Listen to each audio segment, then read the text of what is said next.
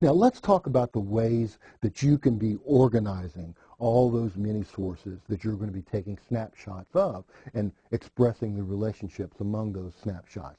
How to best organize your literature review? Well, the answer is the best way that presents itself after you've done all your reviews. But there are some common organizational patterns that will probably be of use to you.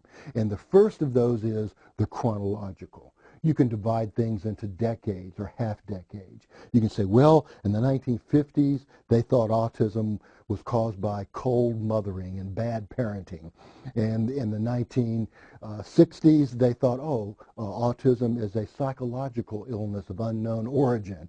And then in the 1990s and today in the 2000s, we say, autism is caused by a genetic susceptibility triggered by an environmental toxin. And so we have put in chronology the major studies and major authors and researchers along the way. Chronology. Another way is through advancements. You can say, well, here we have the beginning of nanotechnology. Here are the researchers, here are the scientists that gave the first breakthroughs in nanotechnology. And then came this next set of studies, this next set of researchers who gave us the next breakthrough in nanotechnology. And then this one. And now here we are today. And that's where your paper begins. Breakthroughs, advancements. You've also got geographical. Let's say you were doing the modern day slave trade in a research paper. You could say, well, in the Near East, here are research studies and reports about the modern day slave trade in the Near East. Here are the research studies and the reports, and this is what the past people have said about the modern day slave trade in Europe. And then Asia, and then Eurasia. In other words, you're taking a geographical approach to everything that's been studied and said about that narrow topic of modern day slave trade. There are individual ones like questions, for example. This is something that is often presented to yourself.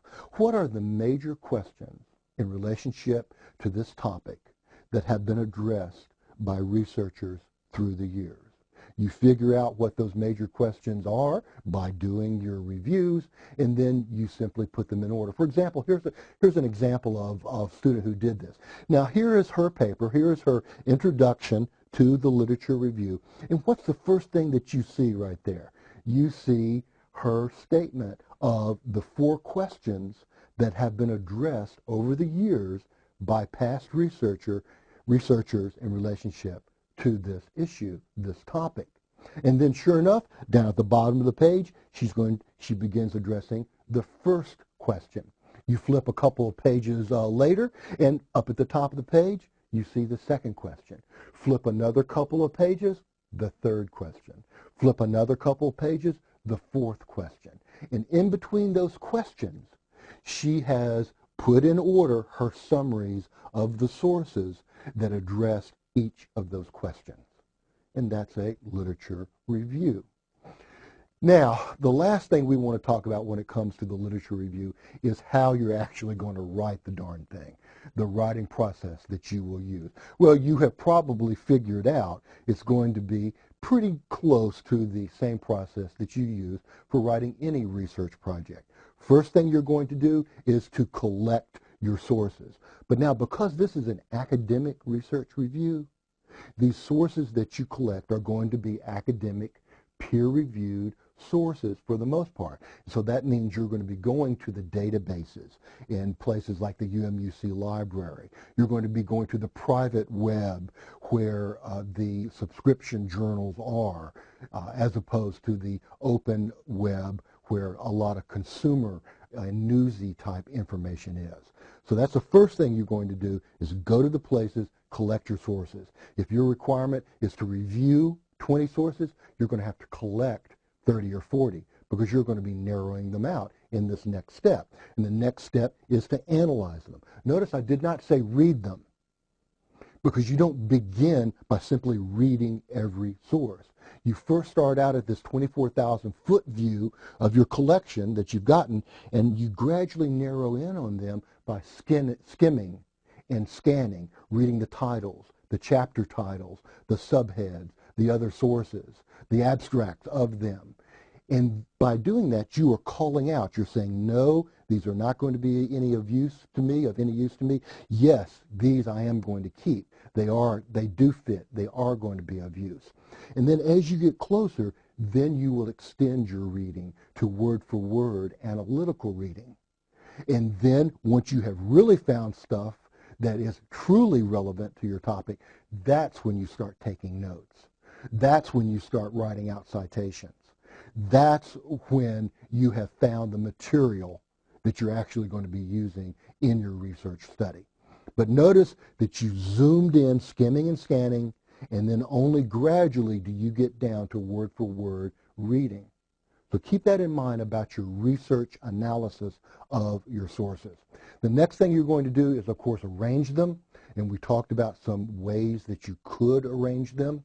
And the reason I'm repeating this step is that now that you've analyzed them, now that you've taken snapshots of each one that is relevant, I bet you're going to start seeing patterns. Whether it's the question pattern, the chronology pattern, the breakthrough pattern, whatever pattern, you've got to find one. And you make an outline.